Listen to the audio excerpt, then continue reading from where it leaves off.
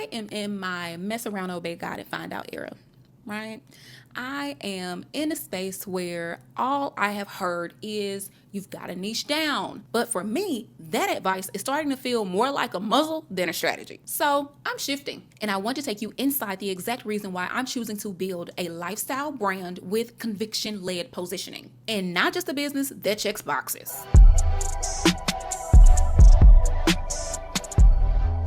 Great day, Powerhouse. I hope this episode finds you well and that all is well in your world. Welcome back to Legendary Influence, to this week's shareholder meeting where we don't just talk about business. No, ma'am. We truly decide to build movements that last. So let's get into it.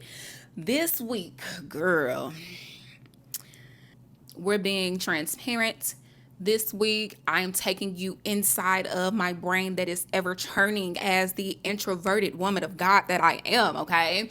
And if you can relate to just being an introvert, okay, like, does the mind ever stop? Does it? Probably not. Anyway, here's what's on this week's agenda. We are discussing the shift I'm making and what it's actually rooted in, why I believe a niche really isn't enough for me, and also why you'll probably be able to relate. Last but not least, what lifestyle branding actually means. This is the behind the scenes shift that I have been walking out privately, now publicly. Over the years, I've built strategies, I've built frameworks, I've helped women master their self-concept, I have helped women clarify their messaging, all of the above. But I have reached a point where my external brand is no longer feeling aligned to my internal assignment. And side note, this is not the first time I have ever felt like this.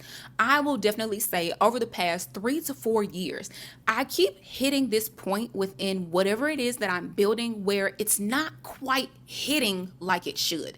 And each time I have felt this well within me to pivot into a lifestyle brand. But I had no idea how to actually go about doing that. And so guess what? I stayed safe as being just a coach. And chances are, if you are nodding your head, you can relate to this. You have decided to just play it safe as the coach, as the expert, just as, the service provider. However, I am at a point where I'm about to mess around, obey God, and find out, okay? Because I have decided that I can no longer be afraid to be seen trying, okay? And really, I really hope that this is an encouragement for you. And also, even at this point, girl, if you can relate, say something to me in the comments, girl. Like, I really want to hear from you. I have to know your perspective on this because I actually know I'm not by myself. I don't think this shift is actually trendier or even sexier. If I'm honest, it's simply more true because I started asking myself this question, and now I want to ask you, can your life actually sustain the brand that you are building? I'll wait. So in this episode, I want to share with you why I am pivoting into what I call a high level and holy lifestyle brand. Okay, anyway, why I'm choosing to make this pivot, and also how it will actually shape my content, my offers, and even my rhythms, and why I believe this is the future for influence for kingdom-minded women. I'm no longer building a brand around what I can do. I am choosing to build a brand around how I am called to live. Because here is what I have learned. You can have the best offer in the world, but if your life cannot hold the brand that you are building, you will resent your business. So I've been doing the strategies. I've been teaching the mindset. But behind the scenes, I have felt boxed in by my brand, by a niche, and also by a title that frankly I've outgrown. And the more conversations that I've had with aspiring entrepreneurs, aspiring influencers, as well as fellow Christian service providers, coaches, consultants, or creatives, I have realized that I am actually not by myself. What I know is that women are tired of building brands that, quite frankly, drain them dry. We want brands that not only look good online, right, but they actually feel good offline. Brands that actually mirror the rhythms that we have created within our lives for us to be healed, whole, and God aligned within our lives. So this is what I'm choosing to create. Let's talk language for a minute. The industry has said niche down, but what happens when you evolve? What happens when your voice deepens? What happens even when your value shifts? That box now becomes a cage. And personally, I need more room to fully embody all of me, okay? All of me, to embody the fullness of what God has called me to be and what he is actually doing within me, and not just explain it. So, as of today, I'm no longer chasing a niche, and instead, I am choosing to build from conviction led positioning. Let's zoom out for a moment and define positioning, because I want us all to be on the same page. Positioning is about the space you occupy in the mind of your ideal client. Most people tend to think of this as branding, but really, okay, it's really about perception, which means that you're choosing to own an angle. In my iconic training, I talk about there being 5 different types of positioning. The first is convenience based, which means that it's all about easy access, fast delivery.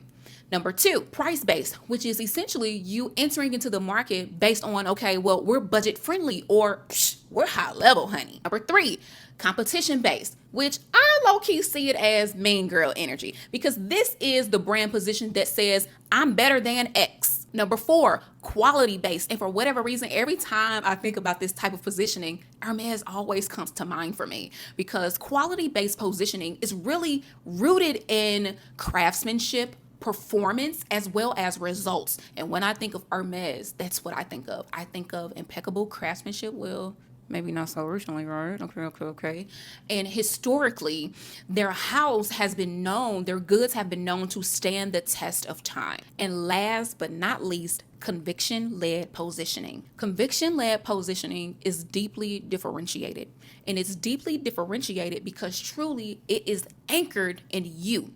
It is anchored in your personal values, meaning it's anchored in your standards, your beliefs, your life principles. So we're talking something much more deeper. So like I said earlier, I'm choosing conviction-led positioning because I no longer want to build a brand that has to compete. Frankly, I want to lead on purpose. When you choose to position your brand from a space of being conviction-led, this type of positioning is actually rooted in who you are, what you believe, how you live, and also the vision that you carry for anyone who joins your movement. So for me, what this means is that I'm no longer defining my brand by what I sell or what I do per se. I'm no longer trying to fit myself into a coach or an expert category. Honestly, it's a little played. And instead, I am choosing to position myself as a lifestyle aligned leader who integrates brand, belief, and embodiment. And honestly, even just saying it, it feels better. Like to me, even to me, it feels so much better.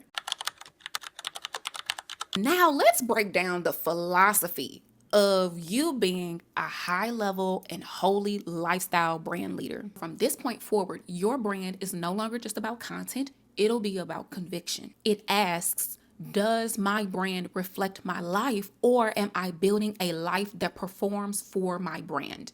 I don't know about you, but I'm no longer playing the game of over-delivering at the expense of my peace, presence, or my positioning. Because really, over all of these years, I really just wanted to build a brand that actually mirrored my values, my rhythms, meaning my routines, my actual capacity, not the capacity I wish I had, and also, most importantly, my calling. So this is what I am stepping into. And if this interests you, this is the blueprint that I want to invite you into so that you can activate it within your own brand. I'll be teaching this more soon, but for now, here is the core shift. The core shift is that most of us build brands like this: the offer, message, audience, platform, and lifestyle. See how your lifestyle is always last? But the lifestyle brand leader is choosing to build like this: your lifestyle, rhythms, your voice, your message, and your offers, both of which inform each other. I'll talk about that later, remember? And last but not least, your platform. This is us building from overflow and not obligation. We're starting with values and capacity simply because this is not a content plan. Like, this is not about a content plan and sales goals. Frankly, because your brand can only rise to the level of the woman who is building it. So that means if you are exhausted, if you are out of alignment, or if you are performing, guess what? Your audience will feel that too. I want to share a framework to help jumpstart this process for you. Number one, who are you? This is about your identity correlating to your self-concept. And your self-concept is actually the perception that you hold about yourself and God, including your abilities, attributes, and values. Therefore, also, okay, the perception that you have about God's ability, his attributes, and his values, okay? And the reason why I have to make this distinction is that as a woman of God, our identity is heavily tied to who God is. It's heavily tied to who we believe God is in our lives, okay? And so for us, the world thinks that identity is just, their self-concept is just, the beliefs and the values and things like that.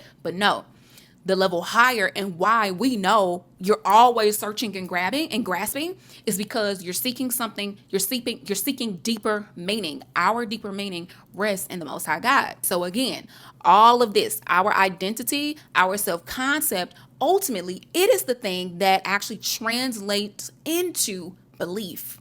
In our case, bold belief. Okay. Number two, girl, what do you believe? So what you believe will now shape your core message, your values, and guess what? Your point of view. We need to know what you think, why you think what you think. Bring us in. Number three, how you move. This is really your brand's energetic signature and also your visibility style. And last but not least, number four, what you offer. This is about your aligned business model, your delivery method, and also your transformation promise. I believe that when we actually align all of these, we're no longer hustling for relevance. And instead, we become the only choice because our brands will actually feel like the future our audiences actually wants to live inside of. Powerhouse. If this episode gave you permission to reimagine your brand through your lifestyle, I want you to stay locked in for part two because next we're talking about how to actually implement all of this. I don't want to just do talk or theory. No, ma'am. So we're going to discuss how you can actually implement this within your business model.